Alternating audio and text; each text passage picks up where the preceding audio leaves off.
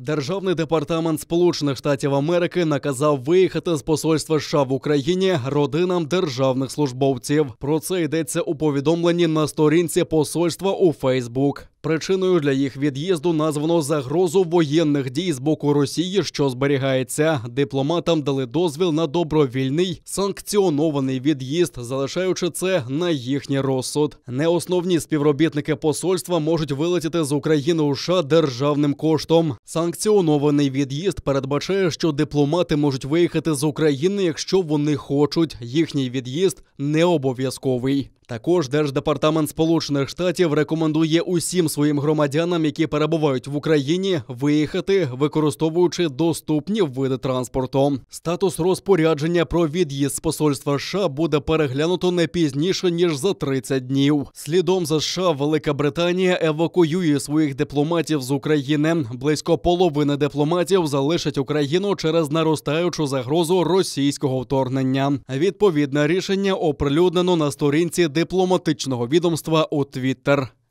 Деякі співробітники посольства та їхні сім'ї відкликаються з Києва у відповідь на зростаючу загрозу з боку Росії. Посольство Великої Британії залишається відкритим і продовжуватиме виконувати важливу роботу.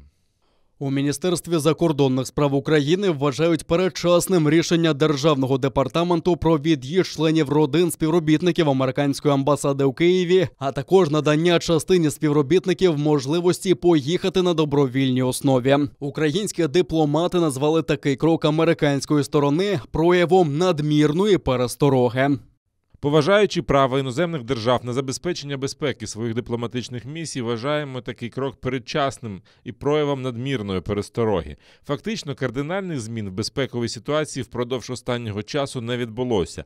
Загроза нових хвиль російської агресії залишається сталою з 2014 року, а накопичення російських військ біля державного кордону почалося ще в квітні минулого року.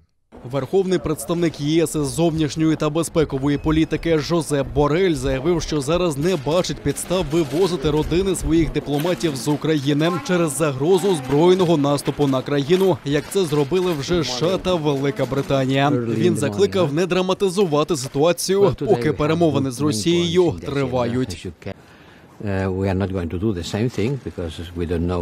Ми не збираємося робити те ж саме, оскільки не бачимо конкретних причин. Але секретар Блінкен повідомить нас, і я не думаю, що слід драматизувати ситуацію, поки тривають перемовини з Росією.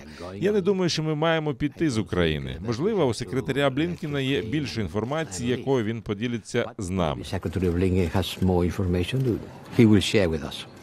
Зокрема, про відсутність намірів вивозити дипломатів з України заявили в Латвії, Чехії, Естонії, Данії та Польщі.